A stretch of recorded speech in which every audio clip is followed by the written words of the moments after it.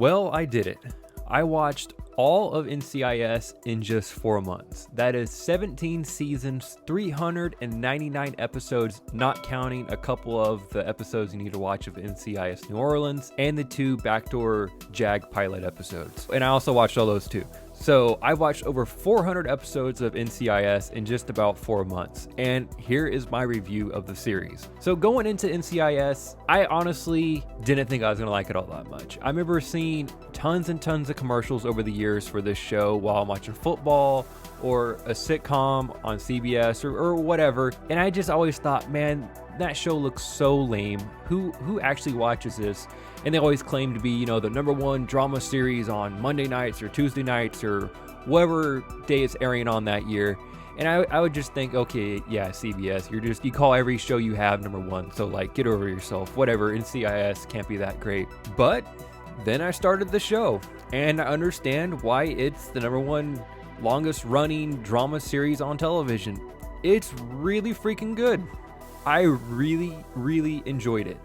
I did not think I would enjoy it this much, but here we are 4 months later, and it is easily the best new show to me that I've watched here in 2020, and I think it's close to even cracking my top 10 of favorite shows.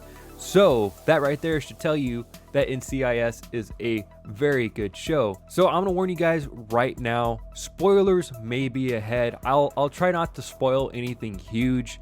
I'm just going to try to give the easy lowdown, a little bit of the synopsis of the series and why you should watch it. But I'm going to give a spoiler warning now because something may slip and I may not even think that it is a spoiler, but it very well could be.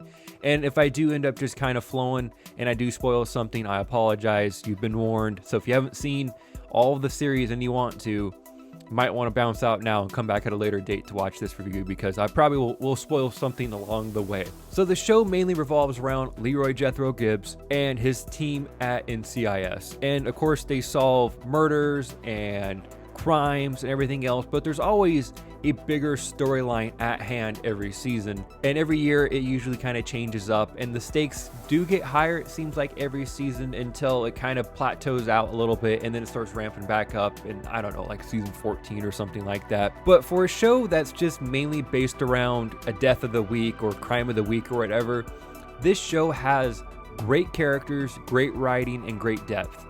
And I think that's what holds the show together so well for so many years. Now, the show has seen a lot of different faces over its 17 season run, going into 18 seasons, but it's always been hinged with Leroy Jethro Gibbs, aka Mark Harmon, being the lead of the show.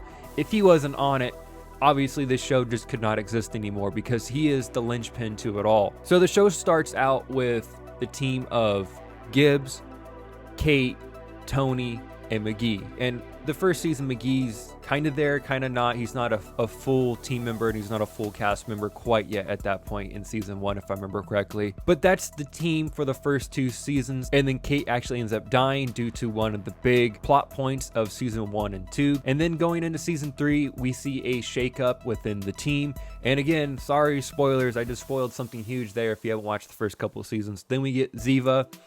And that is pretty much the team for season 3 through 10 is Gibbs, Tony, Ziva, McGee. And that is the prime of the show, in my opinion. And don't let me forget too, of course, we have Ducky, we have Palmer, and we have Abby, and they are all very important to the show too. All great characters, all wonderfully written. But I'm talking just the main squad of Gibbs's personal team that's in the squad room. And the people I just rattled off, those are the main people throughout the prime of the show. And that is the peak of NCIS, I would say. From seasons 3 to 10 are the best seasons, and you still see greatness through it from after when Ziva leaves at the beginning of season 11 through the end of season 13 when Tony leaves to get his own show, which is Bull on CBS.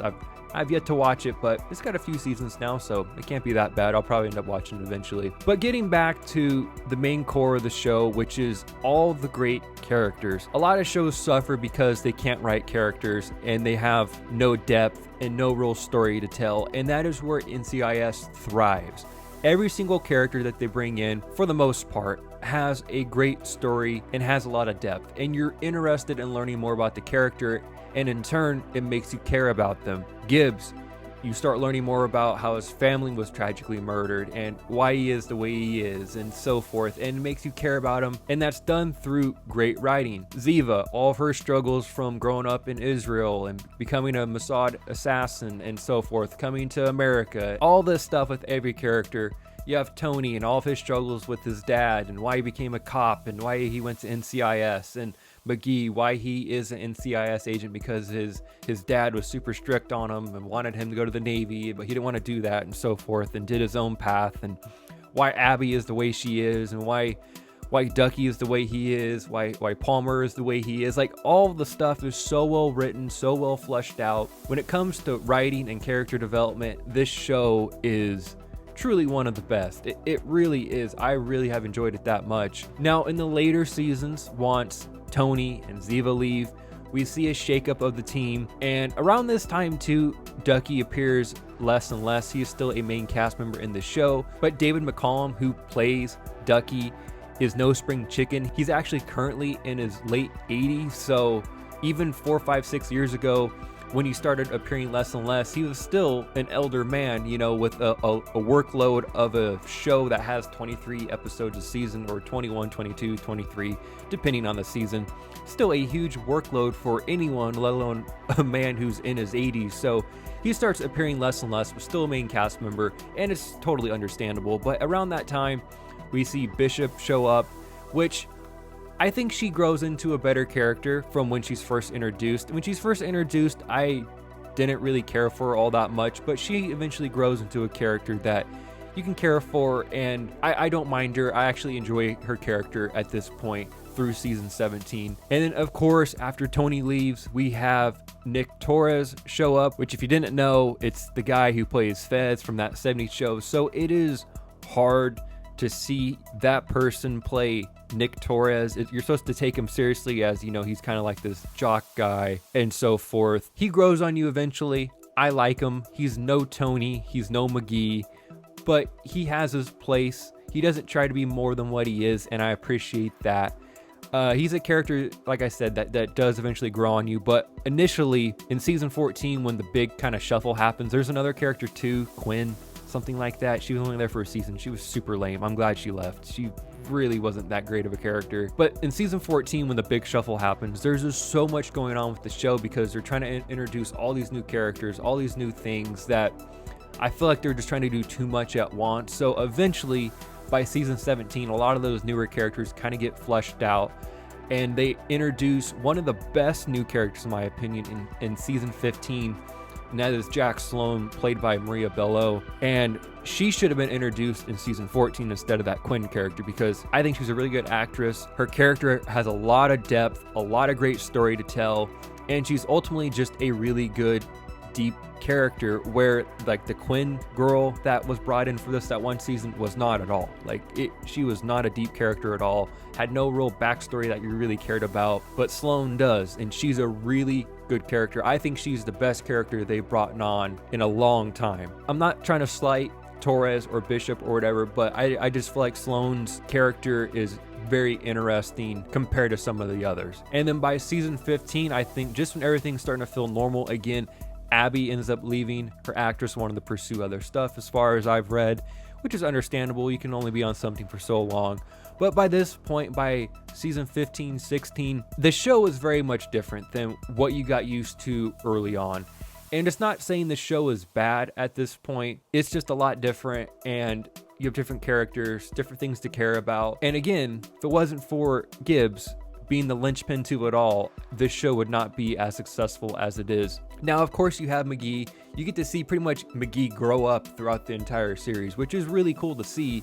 And by the later points in NCIS, he's a father, he's married, all that stuff. So you get to see him really grow up over the years, and now he's a senior field agent with Gibbs and so forth. So that type of stuff is really cool.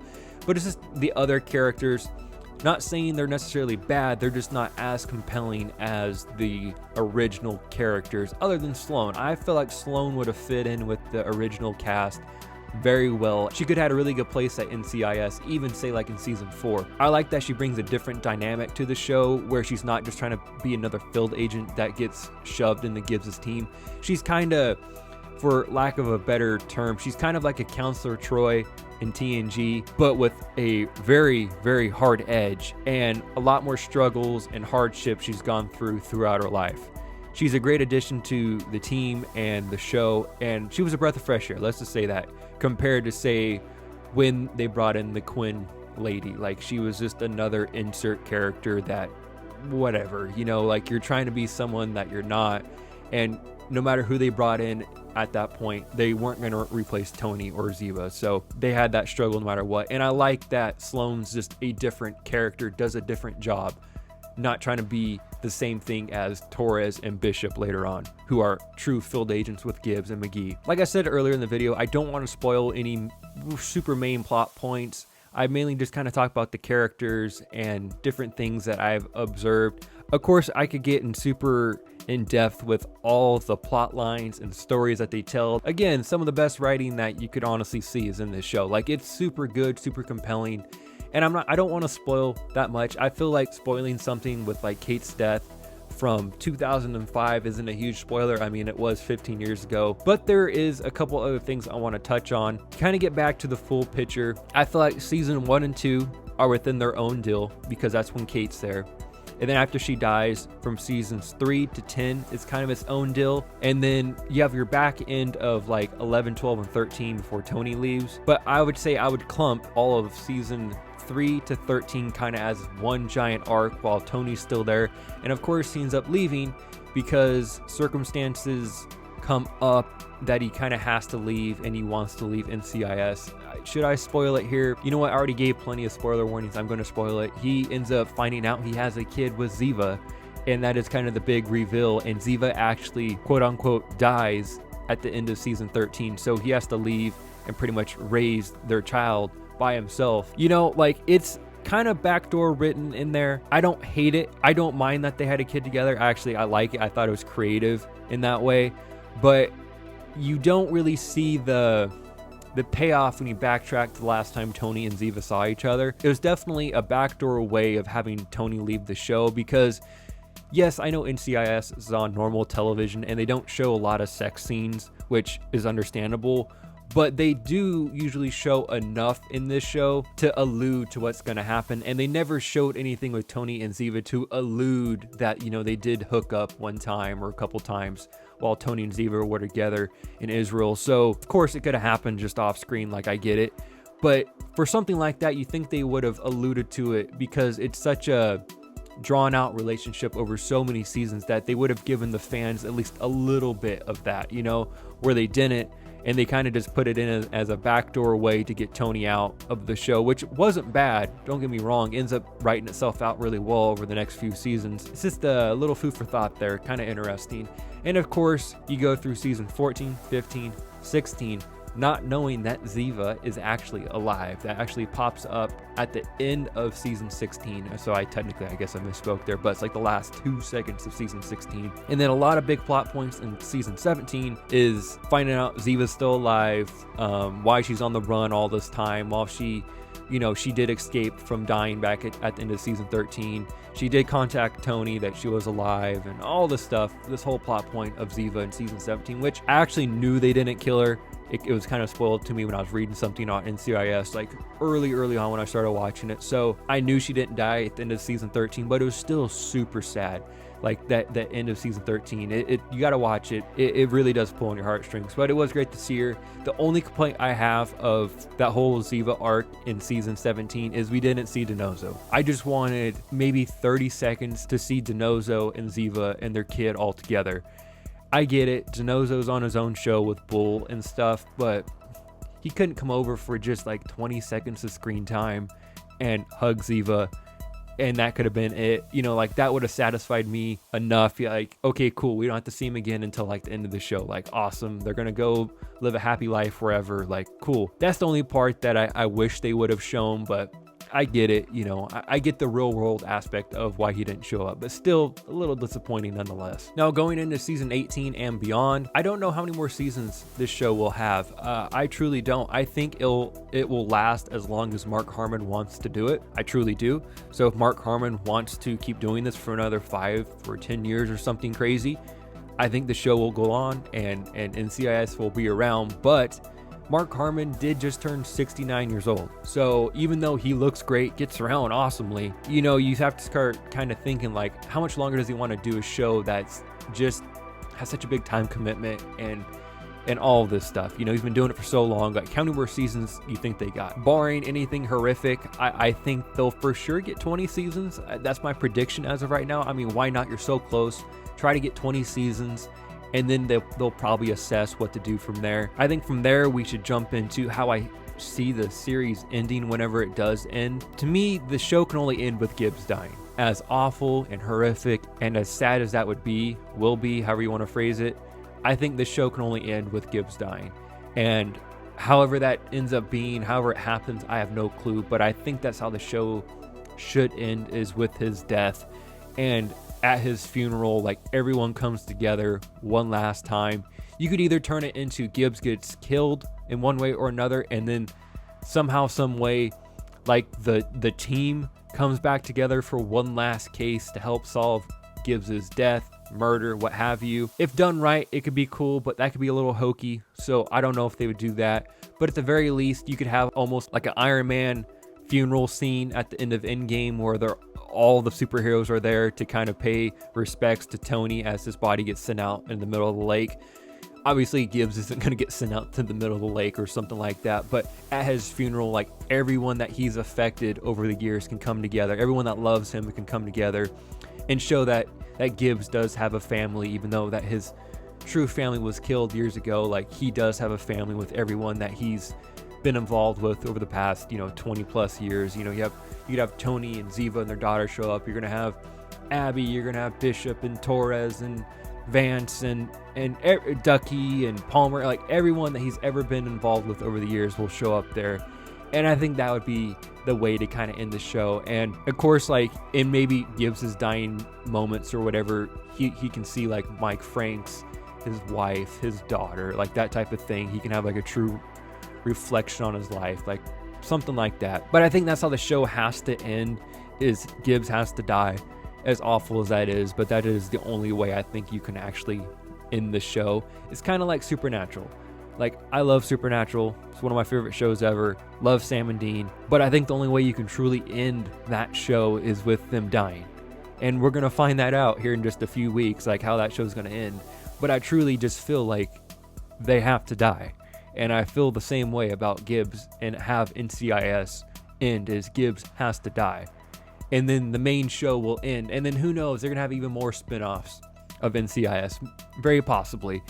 But I think that's how the main show has to end, is Gibbs and ultimately ends up dying. Overall, I was just blown away with NCIS and how great of a show it truly is. I went into it not expecting much, and it really did become one of my favorite shows I've ever watched. There's not many times you can say that, where you go into a show kind of thinking like, well, maybe, it could be okay. I mean, obviously people like it, but then again, I just think people that watch of NCIS are 60 and older, and they don't have Netflix or whatever, and they just watch CBS all day. Like, I know that's stereotyping or whatever, but still, I mean, those are the type of people you think that watch NCIS and CBS, at least in my eyes. So going into this show, I was just pleasantly surprised how much I really loved it, how great the show really is, and it did become one of my favorite shows ever. It is in the top 10. You can argue which is 1 through 10, but it is in my top 10 now, for sure, without a doubt. I loved it that much. So I was very pleased with watching this show. I do not regret watching it at all. I think the 4 months I spent watching it was the best thing that I could possibly watch during all this crazy 2020 year, and I definitely recommend it to anyone. It is that great of a show. I think anyone can watch it. I don't think you have to be a sci-fi fan or a drama fan or anything like that. I think pretty much any ages can watch it. Any person who likes any genre can watch it. Like, it is just a great show with great writing, great characters, and I cannot endorse this show enough. I truly, truly do love this show. But with that said, what are your thoughts on NCIS? Do you love this show? Do you hate this show? Have you ever even watched this show? I want to know down below in the comment section. And while you're down there, if you like the video and subscribe to the channel, that would be greatly appreciated. Until next time, guys, everyone have a great day. Thanks for watching.